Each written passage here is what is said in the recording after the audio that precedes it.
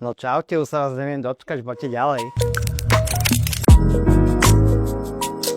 Tak ešte raz vítajte u nás a verím, že sa budete cítiť príjemne. Ďakujeme, Miško, že si na nás našiel čas a ukážeš nám váš krásny domček. Tak skús nám povedať, ako sa vám tu býva, ako vám to svieti. Býva sa nám výborne, už sa blížime k milníku 2 roky, no a svieti nám to ešte lepšie, ale to ti ukážem za chvíľočku.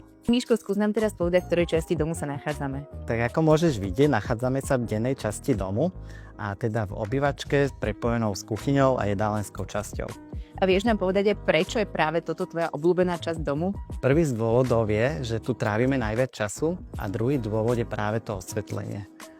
Ako teda môžeš vidieť, máme tu zvolených viacero vrstiev osvetlenia. Sú to také tie praktické na to denné používanie alebo na tú pracovnú časť a naopak je tu aj takéto intimné alebo atmosférické, ktoré sa ukazuje najmä večer a pretvára priestor na úplne iný vibe, povedal by som, že až taký hotelový.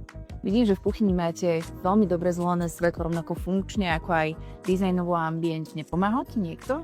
Pomáhala mi spoločnosť Letko, síce som mal na začiatku nejakú svoju víziu a predstavu, ale to také dotiahnutie do detailov mi práve spoločnosť Letko pomohla a nebolo to len o kúpe ako keby nejakých produktov, čo som veľmi ocenil, ale bolo to o tom poradenstve a o tom ako keby záujme a o individuálnom prístupe. Možno by som poukázal práve na náš posledný doplnok v rámci nášho celého kolosu osvetlení, to je práve táto stojatá lampa, ktorá tu teda pribudla len nedávno a ako keby uzavrela tento kruh, alebo ako si ty povedala, môj obľúbený kút domu, takže toto je asi ten dôvod, prečo ho mám najradšej. Ja musím prezradiť, že už som tu bola a ešte je tu jedna miestnosť, ktorá naozaj stojí za to, aby sme vám ju ukázali a spomenuli.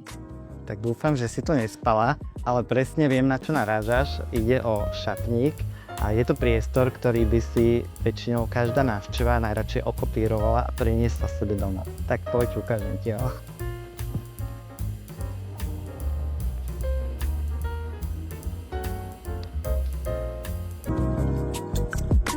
Povedz nám, aký dôraz si kladol priamo na osvetlenie v kúpeľni. Je podľa teba dôležité aj svetlo priamo v tejto miestnosti?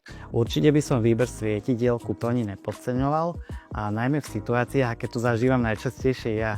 Ak chcem nejakú dennú rutinu, respektíve hygienu, tak samozrejme svietim všetkým osvetlením, ktoré mi je dostupné, ale naopak, ak chcem nejakú romantiku, kúpeľ, prípadne si pozrieť film vo vani, tak atmosféru mením jedným klikom.